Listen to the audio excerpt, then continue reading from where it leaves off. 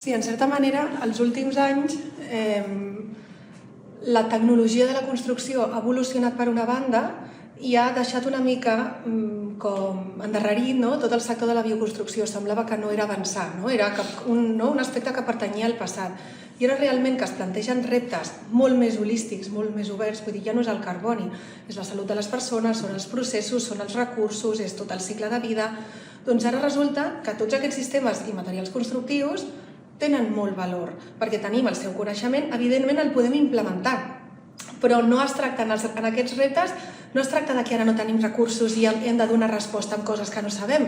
Tenim tota aquesta trajectòria i totes aquestes solucions que, evidentment, ara podem innovar, veure com les millorem, les implementem, introduïm, la tecnificació, després hi ha moltes paraules, però les solucions les tenim molt més a prop del que ens pensem. De fet, les solucions ja les tenim, ara es tracta de desenvolupar-les.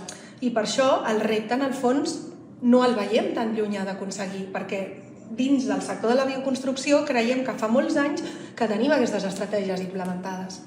Es tracta de donar-los el valor, de revaloritzar-les. Sí,